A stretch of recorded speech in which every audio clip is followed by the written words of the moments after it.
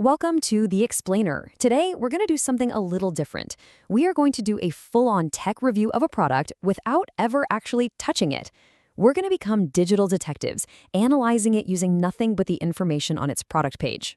So, how in the world do you review something you've never even seen in person? Well, you learn to read between the lines. You have to piece together all the little clues from the specifications, the product descriptions, and yeah, even the fine print. It's a skill that honestly can save you a whole lot of money and frustration. And our case study today is this thing, the Canon imageFORMULA DR-G2090 scanner. By the time we're done here, you won't just know who should buy this specific scanner, you'll actually have a whole framework for analyzing any product you're thinking about buying online. Okay, let's dive in. Here's our game plan. First, we'll just figure out what this thing is. Then, we'll translate all the key specs into plain English. We'll take a look at its green credentials, understand the risks of buying from a third-party seller, and then finally, we'll put it all together and build a profile of the ideal customer. So, let's start with the absolute basics. When you land on a product page, the very first thing you want to do is figure out what the product is and keep an eye out for any immediate red flags. So, right from the title, we know it's a Sheetfed document scanner. Sheetfed just means it's for loose pages. You're not scanning books with this thing. And it has a 600 dpi optical resolution, which is actually pretty high. That tells us it's probably for professional or archival use where every little detail matters. So far, so good, right? But then we scroll down and we find our first clue. The page is for the DR-G2090 model, right? But the description is talking about a completely different model, the DR-G2140, which apparently has Ethernet. Our model only has USB. This is a classic sloppy copy-paste error, and it is a major red flag. It means we have to approach the rest of this page with a healthy dose of skepticism. Next up, let's dig into the technical specs and translate them into what they actually mean for somebody who's going to use this thing. We've pulled out the most important specs into a little table here. We've got our 600 dpi resolution, and we've confirmed it's just USB connectivity. Power usage is 66.5 watts, pretty standard. But just look at those last two lines. The dimensions are basically a 2-foot cube and the weight. Well, that deserves its very own slide.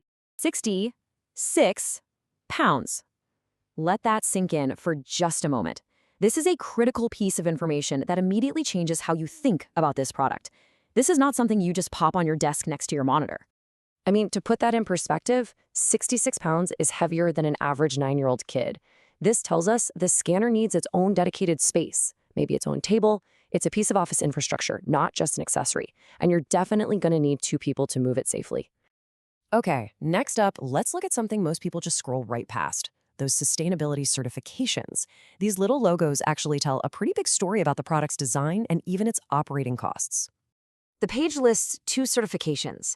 Energy Star is the one we all know. It means the device is energy efficient, which saves you money on electricity. But EP Gold is the real standout here. This one looks at the entire life cycle of the product, from manufacturing all the way to recycling.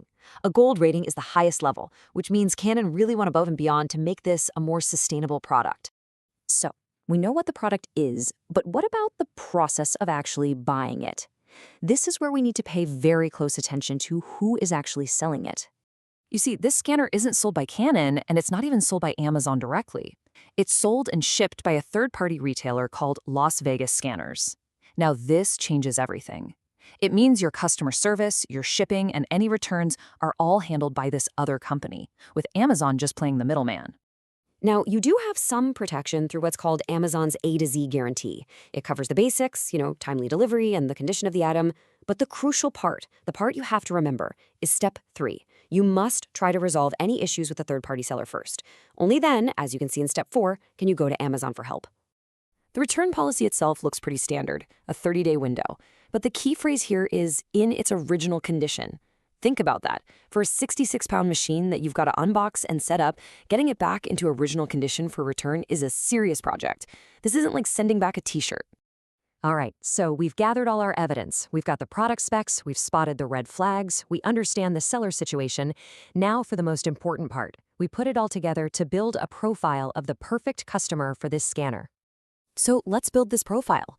The ideal user is clearly a business or a large office, not a home user. They need that high-quality 600 dpi scanning for important documents. They absolutely have the dedicated space for a 66-pound machine. That EP Gold rating is probably a real selling point for them. Maybe it lines up with a corporate sustainability policy.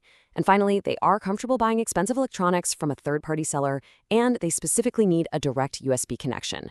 If you don't tick every single one of these boxes, this is not the scanner for you. The key takeaway here is this. Every single detail on a product page is a clue. If you piece them together, you can make a much, much smarter decision. So I'll leave you with a question. After seeing all this, what's the one detail you'll always look for from now on before you click that buy button?